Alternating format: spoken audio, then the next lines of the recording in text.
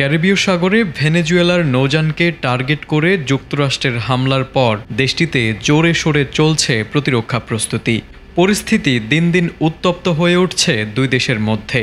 যুক্তরাষ্ট্রের এমন আগ্রাসী ভূমিকাকে অঘোষিত যুদ্ধ হিসেবে দেখছে ভেনেজুয়েলা। এতে প্রশ্ন উঠেছে, এবার কি তবে সরাসরি যুদ্ধে জড়াতে চলেছে দুই দেশ? মার্কিন হামলার পরপরই ভেনেজুয়েলায় শুরু হয়েছে সশস্ত্র সামরিক প্রশিক্ষণ।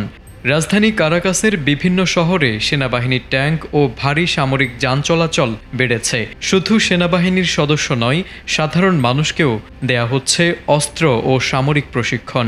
রাস্তায় রাস্তায় চলছে কৌশলগত অনুশীলন। সরকার বলছে এই প্রশিক্ষণের মূল লক্ষ্য জাতীয় আত্মরক্ষা। এর আগে মার্কিন প্রেসিডেন্ট ডোনাল্ড ট্রাম্প অভিযোগ করেন ভেনেজুয়েলা ক্যারিবীয় সাগরে মাদক পাচারে জড়িত। তবে এর সমালোচনা করে নিজেদের আত্মরক্ষার ডাক দিয়েছেন দেশটির স্বরাষ্ট্রমন্ত্রী ডিওসদাদো ক্যাভেলা। তিনি বলেন, আমরা কারো সঙ্গে যুদ্ধে জড়াতে চাই না, আমরা কারো বিরুদ্ধে যুদ্ধের ঘোষণা দেইনি, তবে আমরা নিজেদের রক্ষা করতে জানি, প্রয়োজনে পাল্টা আক্রমণ করতেও প্রস্তুত। ওয়ালটন এখন দেশের সীমানা পেরিয়ে পৌঁছে গিয়েছে 50টিরও বেশি দেশে। ওয়ালটন, ঘরে ঘরে বিশ্বজুড়ে। ভেনেজুয়েলার জাহাজে হামলার সমালোচনা করে দেশটির প্রতিরক্ষা মন্ত্রী ভ্লাদিমির পাদ্রিনো বলেন, প্রতিরক্ষার কোনো সুযোগ না দিয়ে সাধারণ মানুষকে হত্যা করেছে যুক্তরাষ্ট্র।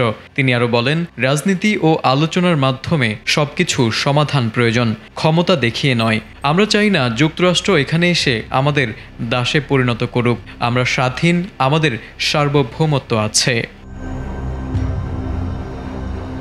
এদিকে মাদক পাচারের অভিযোগ জোরালোভাবে প্রত্যাখ্যান করেছেন দেশটির প্রেসিডেন্ট নিকোলাস মাদুরো। তিনি বলেন, যুক্তরাষ্ট্র আমাকে অপসারণ করতে চায়, এটি একটি ষড়যন্ত্র।